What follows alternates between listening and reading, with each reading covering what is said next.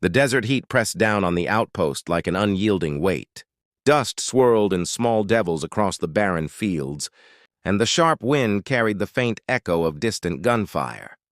Sergeant Emily Carter, posted on the watchtower overlooking the Kandahar Valley, looked like just another soldier at her post. To the untrained eye, she could have been any ordinary sentry. Helmet tilted low, rifle resting on the ledge, eyes hidden behind smudged lenses. She blended seamlessly into the world around her, just another figure in camouflage against the vast emptiness of Afghanistan. Quick pause. Comment where you're watching from. And if you love these stories, hit subscribe now. The next one will blow your mind, and it's even crazier. She was steady, composed, as if she belonged there with the silence of the rocks and the watchful gaze of the mountains. But under that calm exterior was a sharpened instinct, born from training and hardened by fire. Then suddenly, the ordinary stillness broke. A convoy of U.S. patrol vehicles rolled along the dirt road below, and shadows began to move in the distant tree line. Through her scope, Emily caught the unmistakable shape of armed fighters preparing an ambush. Her heartbeat quickened, not with fear but with awareness of the stakes. If she failed to act, the patrol would be caught in a deadly trap, pinned down and torn apart. Lives depended on her silence and her shot. The first bursts of enemy fire cracked across the valley, and panic spread like wildfire. Radios lit up with desperate voices. "Contact! Contact! Left flank!" Soldiers dove for cover, rounds whizzing past armor and ricocheting off stone. The outpost itself buzzed with confusion as some doubted the size of the attack, others fearing a full-scale assault. Emily, though trained for this, felt the familiar sting of doubt gnaw at her chest. She remembered her first deployment, the night her squad walked into an IED ambush. She had survived, but others hadn't. That guilt clung to her like a shadow, whispering that she could fail again. And then it came, a voice, low and deliberate, sliding into her headset. "Drop your sniper!" The words weren't hers. They weren't her squad's. It was something else, an assassin, hidden in the silence, using their comms against them. Whoever it was, they knew she was the key. They wanted her to falter. For a moment, she froze. She could almost feel the assassin's eyes on her, somewhere in the rocks watching her hesitate. Her finger twitched on the trigger, but she didn't fire. Then Emily did what only the courageous could do. She straightened her shoulders and spoke softly, not to the whisper, but to herself. "I've been here before. I know this ground. I don't break." She admitted what others didn't know, that before joining the army she had trained as a competitive marksman. Her gift wasn't bravado. It was patience, precision, and the quiet determination of someone who had missed before and sworn never to miss again. The buildup began. She checked her rifle, an M2010 enhanced sniper rifle, feeling the cool steel against her gloves. She adjusted her scope, counting the distance, the wind, the angle of the light. Every sound sharpened, the rasp of her breath in the dust, the crack of rifles in the valley below, the whisper of grit beneath her boots. Through the glass, time stretched. She saw fighters shifting their weapons, moving to encircle the convoy. Beyond them, just at the edge of a rock outcrop, a glint betrayed something else. Her hunter, the assassin, lining up on her. It was a duel now, sniper against sniper, patience against precision. Emily slowed her breath until the world seemed to hold still with her. She could hear her pulse in her ears, steady as a drumbeat. She whispered to herself the same mantra she had said before every shot in competition. Exhale, trust. Then she squeezed. The rifle kicked against her shoulder with a sharp crack. Silence followed, as if the earth itself waited. Through her scope, she saw the enemy fighter drop instantly, his ambush broken. She swung her aim, already anticipating the assassin's countermove. A flash sparked from the rocks. The assassin's shot hissed past her, shaving stone inches from her head. She didn't flinch. Her crosshairs settled on the source of that glint. Another breath, another squeeze. The assassin's silhouette crumpled against the ridge, motionless. Down in the valley, the ambush collapsed. Enemy fighters scattered, their momentum broken by invisible force. The patrol below, once seconds from disaster, surged forward with renewed energy. Soldiers shouted into radios, voices filled with shock and relief. Who was that? Who took the shot? One voice crackled. Emily lowered her rifle slowly. She didn't smile. She didn't boast. She simply answered with a steady calm. Someone had to. The outpost erupted with disbelief and awe. Younger soldiers looked at her as if she had done the impossible, as if she had single-handedly pulled them all back from the edge. To them it was extraordinary. To Emily it was duty. She climbed down from the tower, dust settling on her shoulders, and past a group of wide-eyed troops. They asked how she had known, how she had stayed calm. She only shook her head and said, "I trusted myself. That was enough." Her name began to spread quietly, whispered first in relief, then in admiration. They called her the Ghost of Kandahar, not because she sought glory, but because in the chaos she was unseen, unbroken, and unshakable.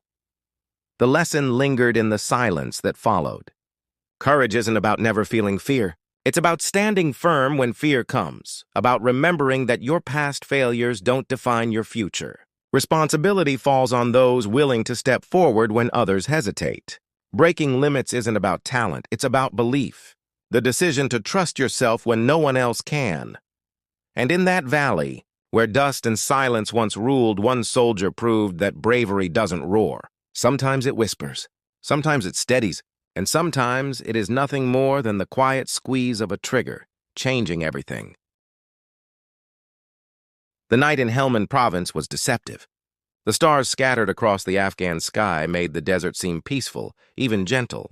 Within the perimeter of Forward Operating Base Bastion, the British troops moved with a practiced rhythm, checking vehicles, scanning supply manifests, rotating guard shifts. To anyone watching, it seemed like a secure fortress, impossible to breach. Corporal Sarah Henson, stationed on the perimeter wall with her L-115A3 sniper rifle, looked like just another soldier blending into the night. One more uniform in a sea of khaki and green.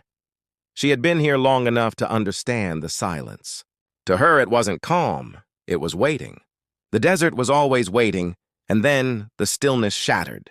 The first explosions tore through the darkness as insurgents launched a surprise assault. Mortar shells screamed overhead, and small arms fire erupted from the southern ridge. Searchlights spun wildly, alarms blared, and shouts filled the base.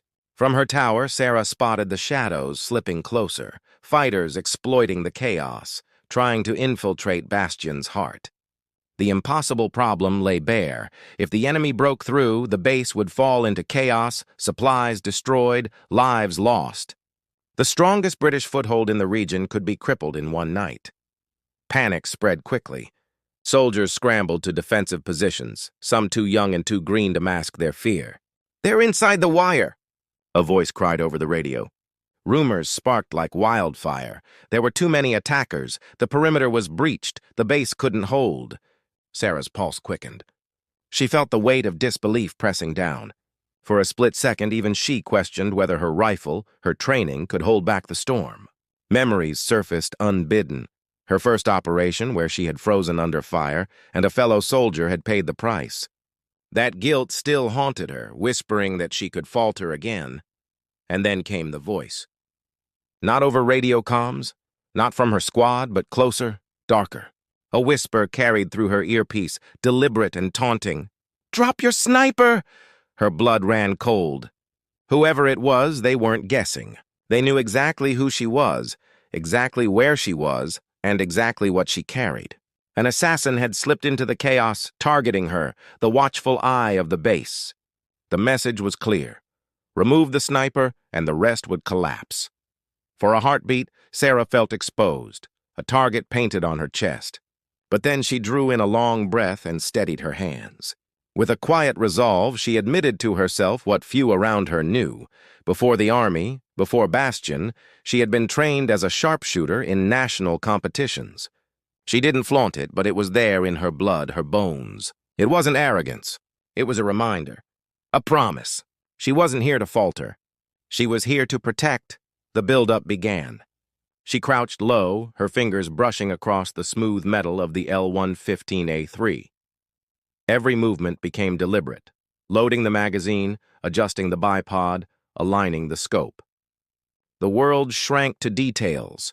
The angle of the moonlight reflecting off razor wire, the subtle shift of shadows against floodlit walls, the whistle of rounds in the air. Her breath slowed, her eyes sharpened. Somewhere out there, hidden in the dark, the assassin waited.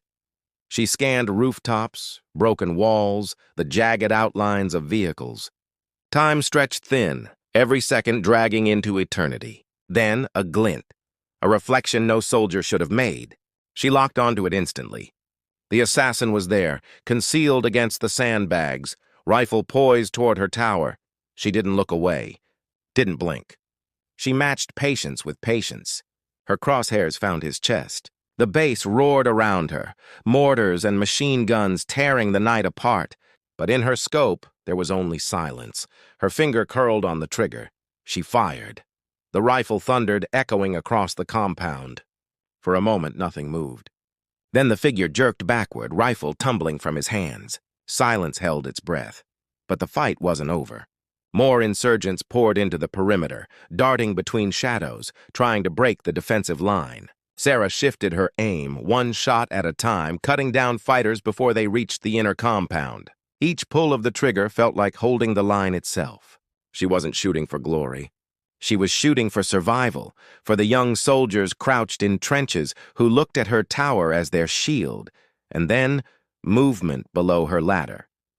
A shadow rising where no friendly should be. The assassin hadn't been alone.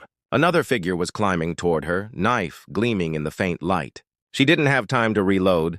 Sarah moved on instinct. She dropped the rifle, unsheathed the combat knife at her hip, and braced herself. As the attacker crested the final rung, she met him head-on. The struggle was brutal and close. No time for precision, no distance for calculation. She fought with grit, with the training drilled into her bones, with the desperation of someone who refused to let her post fall.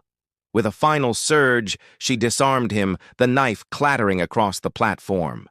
The assassin crumpled, and Sarah stood, breathless but unbroken, reclaiming her rifle with steady hands. Down below, the defenders rallied.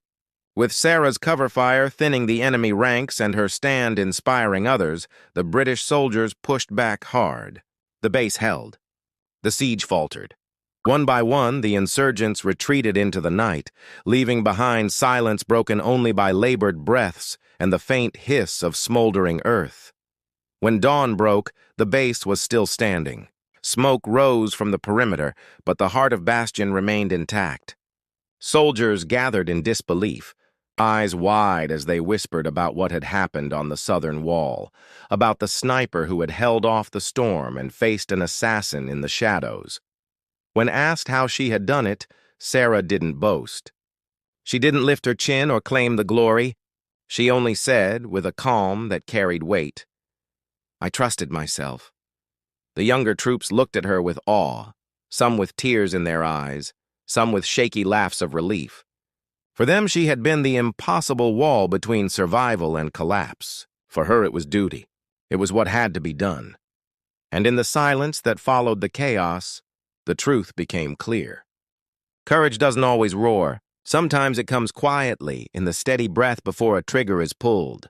Responsibility doesn't wait for someone else. It calls to those who will step forward when others hesitate.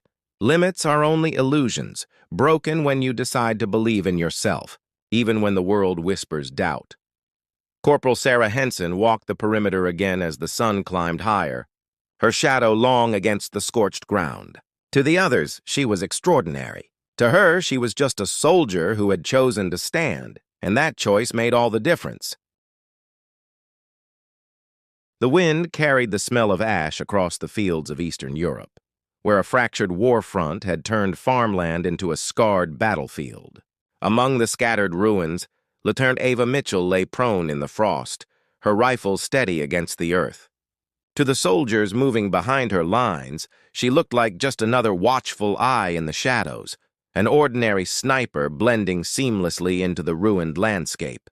She appeared calm, invisible, part of the broken ground itself. The ordinary moment shifted suddenly into crisis. Enemy artillery crews were preparing to rain fire on NATO positions, and Ava was their only chance to stop them. She aligned her scope, finger brushing the trigger. But just as she drew her breath to fire, a whisper brushed against her headset, low and deliberate. "Drop your sniper." It wasn't her squad. It wasn't any friendly frequency. The realization chilled her. Somewhere nearby, someone had infiltrated her comms. An assassin knew exactly who she was, exactly what she carried. And if she faltered, if she failed to pull the trigger now, enemy artillery would tear her allies to pieces, leaving soldiers stranded, helpless, and overrun. Fear rippled through the radio channels. "They're advancing! We can't hold this line!" shouted one voice. Another snapped, "If the guns don't go down, we're finished." The panic cut through the air as sharp as bullets. Ava felt doubt creeping in like frostbite. She remembered a night years ago during training when she hesitated, when she missed a crucial shot and her team lost a mock exercise.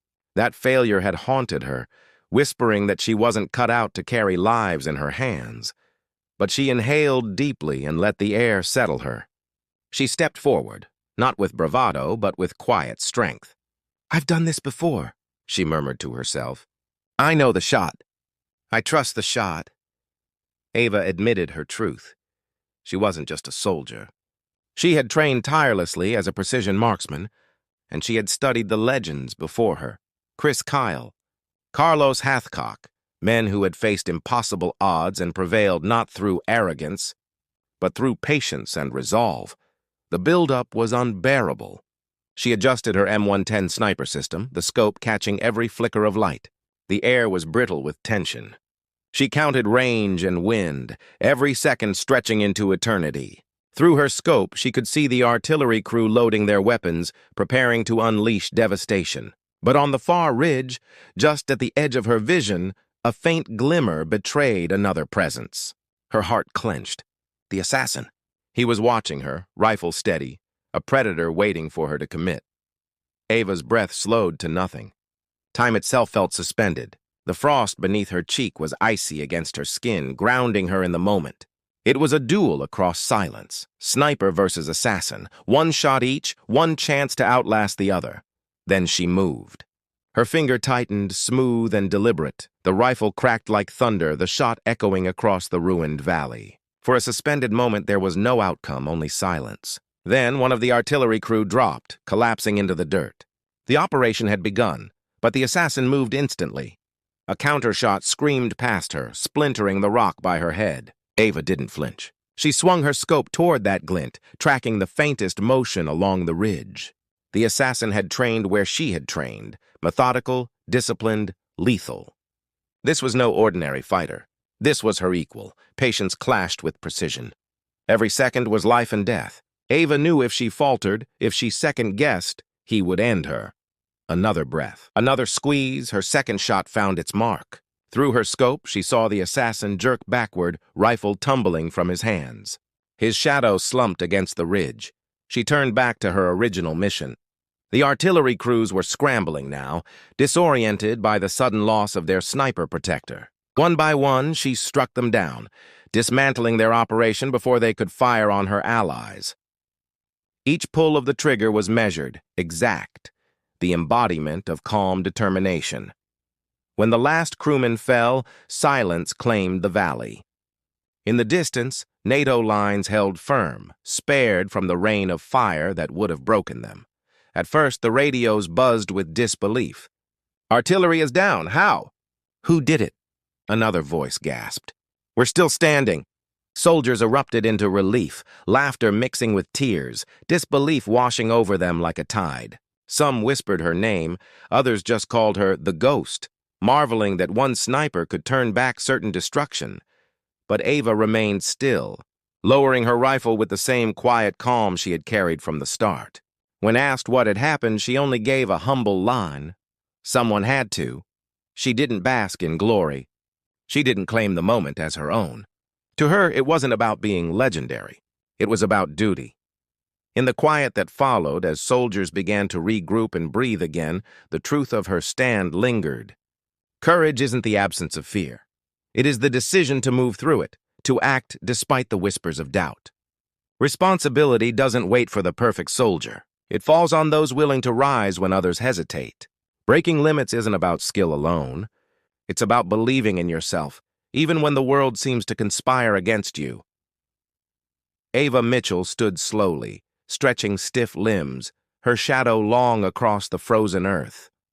To others, she was extraordinary, a symbol of survival and strength. To herself, she was simply a soldier who had chosen not to break, and that choice had turned the tide of battle. The city of Fallujah burned in shades of orange and black. Smoke billowed from shattered windows, and the streets carried the weight of a war that seemed endless. The echoes of gunfire rolled through alleyways like thunder in a storm. Specialist Natalie Reyes crouched low against a crumbling wall, her sniper rifle pressed tightly against her shoulder. From a distance, she looked like any other soldier in the chaos, just another ranger in dusty fatigues, one figure among many in the fight to claim the city block by block. She blended into the ruins, a shadow among shadows, but beneath the dust and grit she carried something heavier: responsibility. Her unit, a small team of Marines, depended on her eyes and her rifle to clear their path. Every window, every rooftop could hold an ambush. Her role was simple but vital: watch, wait, and strike before the enemy struck them. The mission was clear: secure the neighborhood, protect her team, nothing more. And then the crisis arrived without warning. A burst of gunfire tore through the air as Marines crossing the street dove for cover. "Sniper!" someone shouted, panic tightening their voices. The squad was pinned, unable to move forward or retreat. Reyes swung her scope toward the rooftops, searching. She spotted muzzle flash, enemy fighters with rifles setting up kill zones. But worse than the enemy squad was the unmistakable realization: a second rifle, watching her, waiting for her. Her stomach sank. There wasn't just a sniper out there. There was an assassin, the stakes cut through her like ice. If she faltered, her team would be torn apart. If she rose too quickly, the assassin would end her. And if she failed entirely, the street would become a killing field with her squad at its center. Panic spread quickly among the Marines. "We're trapped! We can't move!" One yelled, his voice cracking. Another muttered, "They knew we were coming." Fear spiraled in the air like smoke. Reyes felt the pressure clawing at her chest. For a heartbeat, even she doubted herself. She remembered a night in Baghdad, a year earlier, when hesitation cost her a teammate. She had frozen on a trigger, just long enough for an enemy to fire first. That guilt had followed her across every deployment, and now it whispered that she might fail again. Then came the voice, low, deliberate, carried across the frequency like poison. "Drop your sniper." Her blood went cold. It wasn't a mistake. The assassin had found her. The enemy knew that if she fell, the squad's defense would crumble. This was a duel, one predator hunting another. Natalie exhaled, long and slow, steadying her hands. She whispered to herself, not to the voice. "Not this time." She admitted the truth she rarely spoke aloud. Before the army, before Iraq, she had been a competitive marksman, trained on ranges where patience was everything. She wasn't arrogant, but she knew her gift: discipline under fire. She had studied legends like Carlos Hathcock, men who had crawled miles under enemy eyes and waited days for one shot. If they could face the impossible, so could she. The build-up began. She adjusted her rifle, the M24, its scope smudged with dust but reliable. Her gloved fingers brushed the trigger guard as she measured distance, checked wind through the drifting smoke, listened to every detail around her. The world slowed. The Marines pressed themselves into cover, bullets kicking dust inches from their helmets. Reyes tuned it all out, until there was nothing but her breath, the scope, and the hunt. Through the glass, she caught movement. Fighters on the rooftop lined up shots at her squad. She fired, quick and precise. One fell, then another. But in that instant, she felt it. The assassin's gaze, trained directly on her tower. A glint flashed in the corner of her scope. Her chest tightened.